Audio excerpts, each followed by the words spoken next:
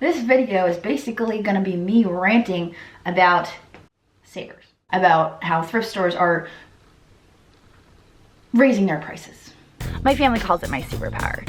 It's my ability to see value in things that other people might overlook.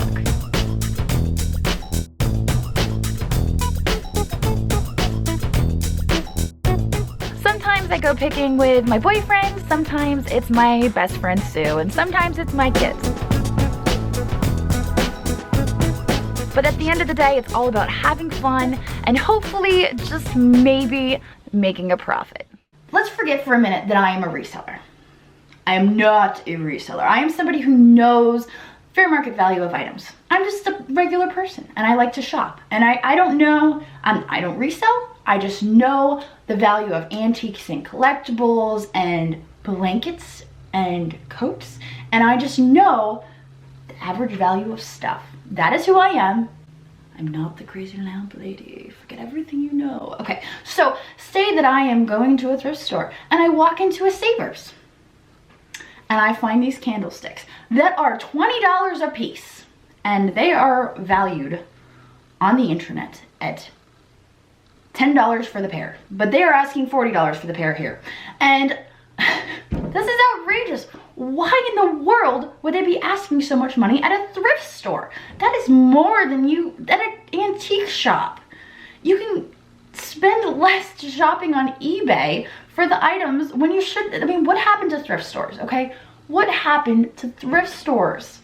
Why can you find items cheaper on the internet than going shopping at the thrift store? The thrift store is supposed to be a place where people can go when they're in need and they can buy stuff for cheaper than anywhere else.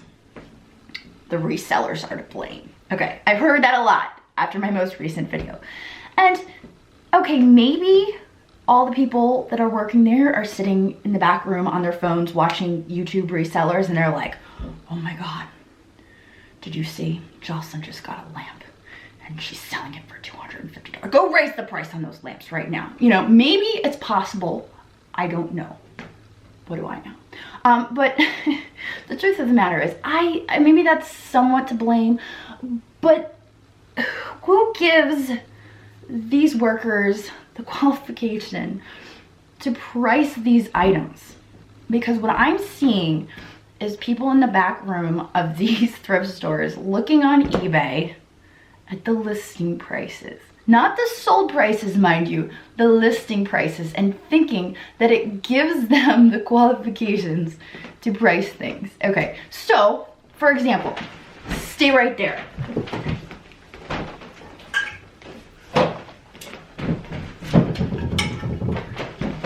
Trash can cat. Okay. I only paid $3 for trash can cat because my Goodwill is very responsible in their pricing.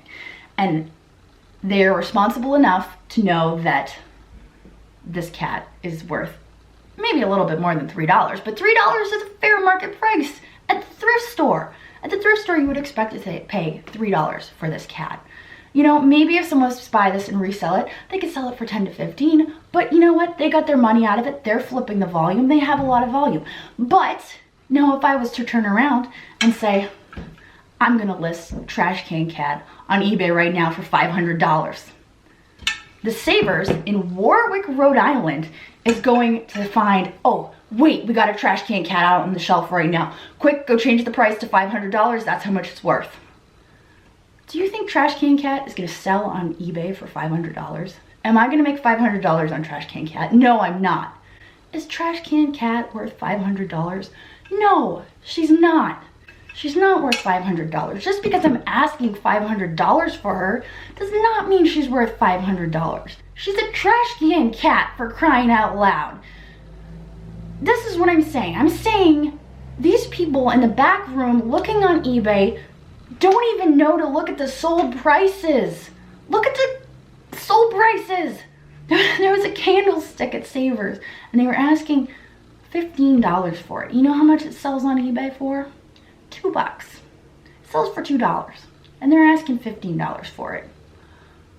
What? Are you serious? It didn't even have a second one. Even the pair sells for $8 and they're asking $15 for it. What in the world is going on here? Please. The resellers are to blame. No, we're not.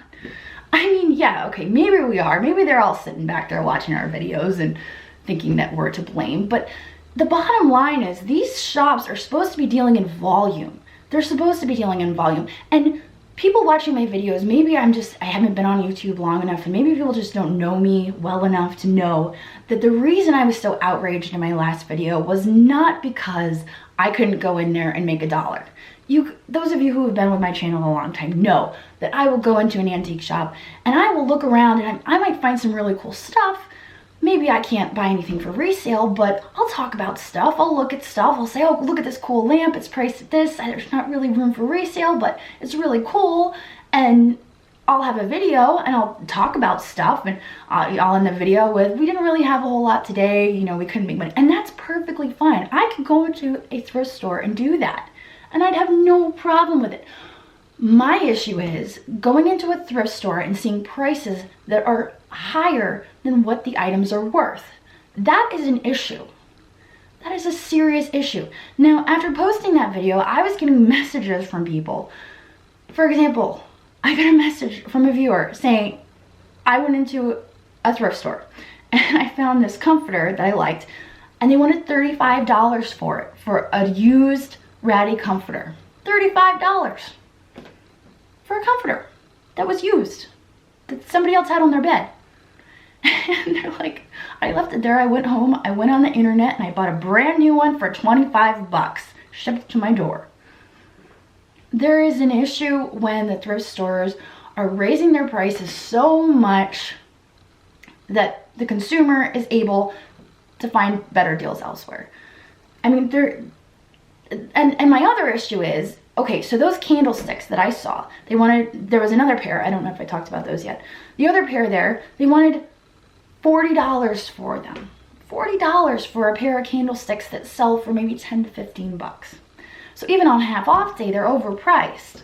So nobody's gonna buy them, they're just gonna sit there. And what happens when they sit there and they sit there and they sit there is the employees take them and they throw them back in the dumpster. So we're losing these antiques and these vintage items because the thrift store people don't know how to price stuff, and they think that they have something that's of huge value. I mean, props to my local Goodwill, because they're doing this online Goodwill thing now, and I think it's great. I mean, I'm sure it's making waves a little bit, but if they think that they can sell their stuff better on their online Goodwill site, then go right ahead and do that. I mean, it opens their market and it expands it beyond their local Goodwill store. And if they can do that, then go for it. But it saves stuff from going in the dumpster because they're expanding their market. I don't know if Savers is doing that, honestly. I haven't looked into it. Maybe if it doesn't sell, they put it online. I doubt it. I really do. They seem really super disorganized. And I was looking up articles, and I was looking up an article from 2015 from NBC News, and only 8 to 17% of their revenue goes to charities, Savers. That was a little surprising to me. Now, I haven't looked into the other ones. I don't know.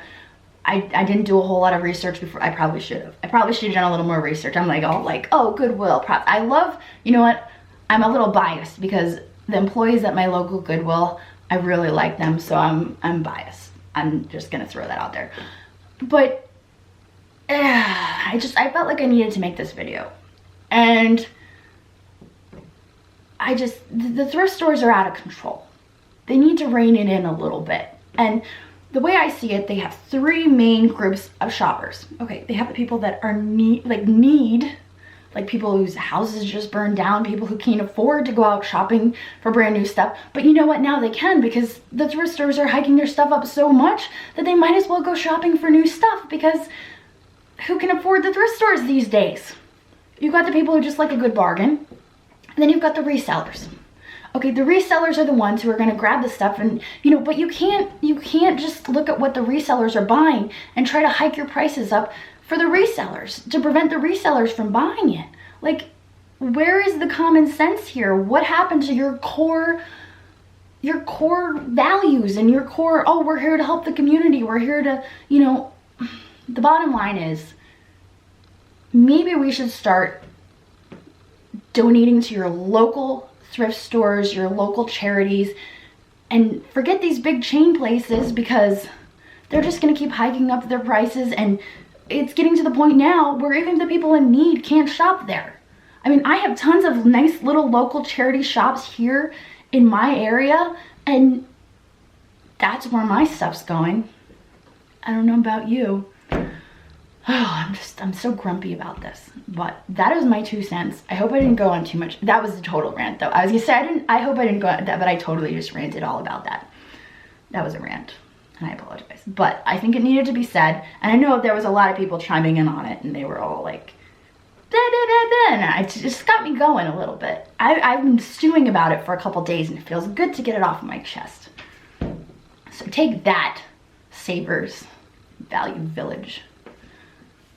Get somebody who knows sold prices on eBay instead of listing prices. And then there'll be fair prices. I think that's really it. I think that's really all I had to say in this video. And hopefully you stick around. Most of my videos aren't like this. I just really had to get that off my chest because I think somebody needed to say it, and I figured that somebody would be me.